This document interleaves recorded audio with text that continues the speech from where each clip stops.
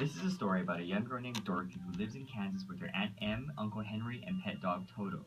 Her house is carried away in a tornado, and she awakes to find that her house is landed in the land of Oz and killed the Wicked Witch of the East, a cruel witch who ruled over the Munchkins. Trying to get home, Dorothy puts on the Wicked Witch's silver shoes, and after consulting with the Good Witch of the North, learns that she must ask Oz, the great wizard in Emerald City, to help her get back home. Traveling along the yellow brick road, Dorothy meets three unique individuals, all hoping Oz can grant them their desires. Scarecrow, a dumb scarecrow, wants Oz to give him a brain.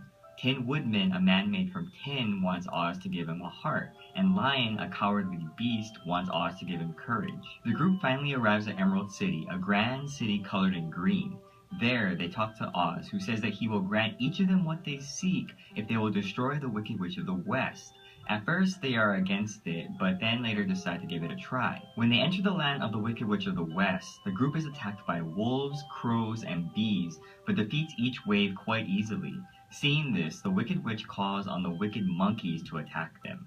The monkeys destroy Scarecrow and Tin Man, but capture Lion and Dorothy. And while being held prisoner, Dorothy destroys the Wicked Witch by splashing her with a bucket of water. The group goes back to Emerald City and demands that Oz reward them as promised. However, they discover Oz to be nothing more than a normal man. Oz pretends to give Scarecrow, Tin Man, and Lion what they want, but to help Dorothy, he builds a hot air balloon. Unfortunately, the balloon flies off without her. Upset, Dorothy is told to go to the Good Witch of the South for help. The group meets the Good Witch, and Dorothy is told that her silver shoes can magically send her anywhere she wants. And in the end, with the special power of her shoes, Dorothy goes back to Kansas. Color is an important device in the story. Early on, Kansas is described in tones of gray, giving it a lifeless and mundane feel.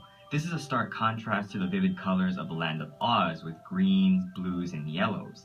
The juxtaposition of these two worlds can portray the differences between how some view the real world and the world of imagination, where the real world can tend to be empty while our imagination can be vivid. And although Hollywood portrays otherwise, it's also important to note that Dorothy's magical shoes in the original novel are silver, not red. The story's main message is about how we all at times feel inadequate.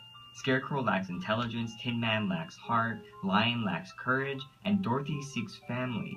On some level, readers can at least relate to one of these characters and what they seek. However, as the story demonstrates, we all have seeds of these things already inside of us.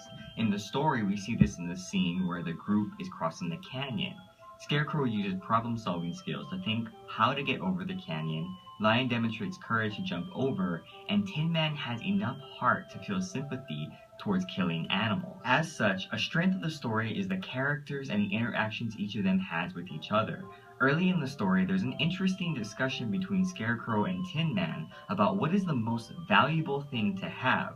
Scarecrow believes that knowledge and intellect are the most important thing, while Tin Man believes that heart and happiness are the most important things.